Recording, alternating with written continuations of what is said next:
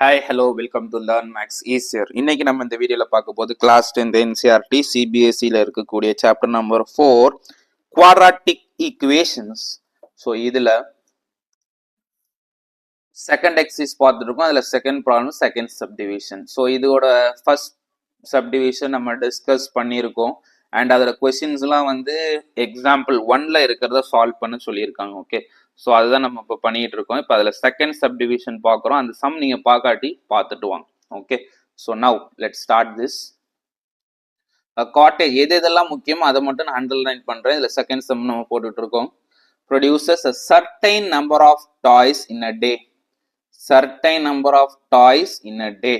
Okay, so அப்போ certain number நம்மளுக்கு என்னங்கிறது தெரியாது. So let us take this as x. xன்னு நம்ம எடுத்துப்போம். சரியா? சரி, இப்போ அடுத்து என்ன இருக்கு?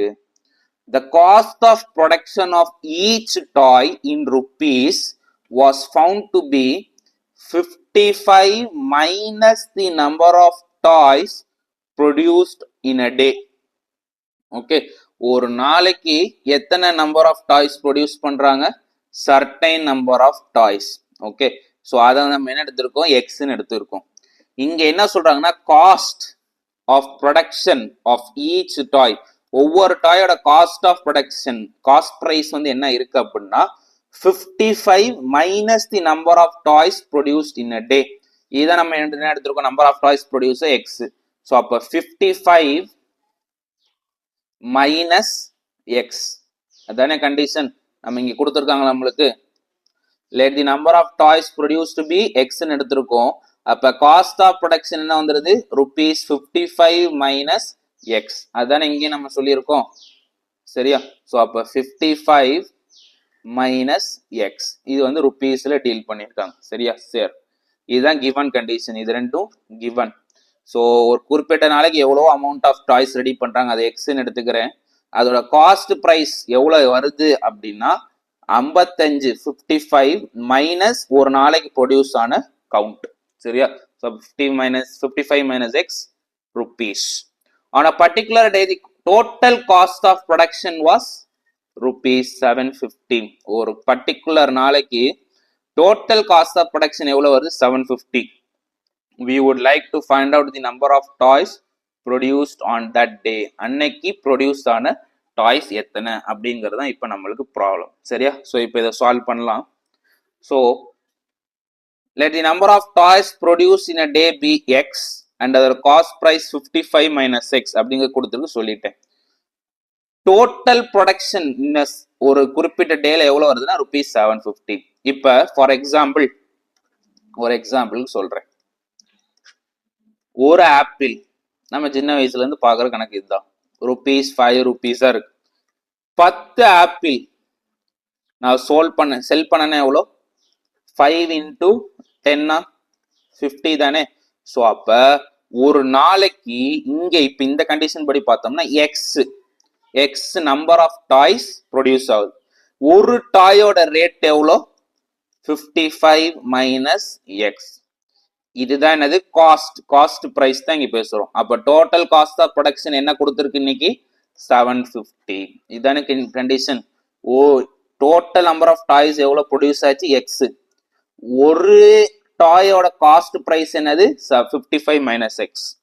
அன்னைக்கு டோட்டல் ப்ரொடக்ஷனோட எவ்வளோ? Cost price 750. அப்ப அதுதான் நீங்க கொடுத்துருக்காங்க.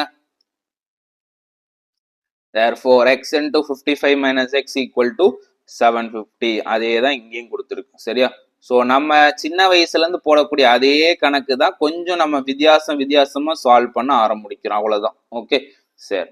இப்ப இதை வந்து உள்ள மல்டிப்ளை பண்ணோம்னா 55x மைனஸ் எக்ஸ் ஸ்கொயர்னு வரும். 55x minus x square equal to 750 வந்துரும். ஸோ இதை மைனஸால மல்டிப்ளை பண்ணி சிம்பிளிஃபை பண்ணோம். இல்லை இது ரெண்டத்தையும் அங்கிட்ட எடுத்துட்டு போயிட்டோம்னா என்ன வரும்? X square minus 55x plus 750 equal to 0. அதானே இங்க இருக்கு. சரி, அப்ப ப்ராடக்ட் பண்ணா நம்மளுக்கு என்ன வரணும்? இங்க 1 இருக்கு. ஸோ அப்ப ப்ராடக்ட் பண்ணா 1 into 750 750, சம் பண்ணா மைனஸ் 55 வரணும். சரியா? ஸோ இதுதான் நம்மளுக்கு ரூல். ஸோ அப்போ what are the two number split பண்ணியிருக்காங்கன்னா மைனஸ் 25x அண்ட் 30x அப்படின்னு ஸ்பிளிட் பண்ணியிருக்காங்க. ஸோ இதில் காமன் வந்து நம்மளுக்கு எக்ஸு, பாக்கி என்ன இருக்கும் அப்படின்னா எக்ஸ் மைனஸ் 25. இதில் 30 காமன், மைனஸ் 30 காமனாக எடுத்தனால இங்கே என்ன ஆயிடுச்சு, எக்ஸ் 750 வந்து 30 டைம்ஸுக்கு எவ்வளோ வரும்னா 25 டைம்ஸ் வரும். So 30 into 25 becomes 750.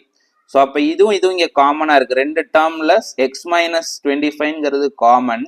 ஸோ அப்போ அதை வெளியே எடுத்தோன்னா பாக்கி எனக்கு என்ன இருக்கும், X minus 30 equal to 0. Okay, so இது எல்லாமே நம்ம பின்னாடியே பார்த்துக்கிட்டே வர்றது தான். ஸோ ஈஸி ப்ராப்ளம்ஸ் தான், எல்லாமே உங்களுக்கு ஈஸியாக தான் இருக்கும். ஸோ அப்போ ஒன்று எக்ஸ் மைனஸ் 25 ஈக்குவல் டு 0வாக இருக்கும், இல்லை எக்ஸ் மைனஸ் 30 ஈக்குவல் டு 0வாக இருக்கும். எக்ஸ் மைனஸ் 25 ஈக்குவல் டு 0 அங்கிட்டு போனால் என்ன ஆயிரும், எக்ஸ் ஈக்குவல் 25 அண்ட் மைனஸ் 30 அங்கிட்டு போச்சுன்னா equal to 30. Hence the number of toys எப்படி இருக்கும், ப்ரொடக்ஷன் எப்படி இருக்கும் அப்படின்னா ஒன்று 25 டாய்ஸ் ப்ரொடியூஸ் ஆயிருக்கணும், இல்லை 30 டாய்ஸ் ப்ரொடியூஸ் ஆயிருக்கணும். இது ரெண்டத்துக்கும் தான் என்ன பாசிபிலிட்டி அப்படின்னா 750ங்கிற பாசிபிலிட்டி இருக்கு.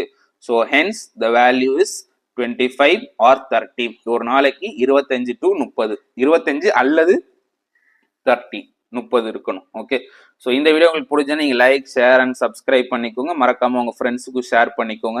இது எல்லாமே புக் ப்ராப்ளம் எக்ஸாம்பிள் இருக்கிறனால தான் நான் வந்து ஃபோட்டோ காப்பியை நம்ம வந்து சால்வ் பண்ணிட்டோம். சரியா?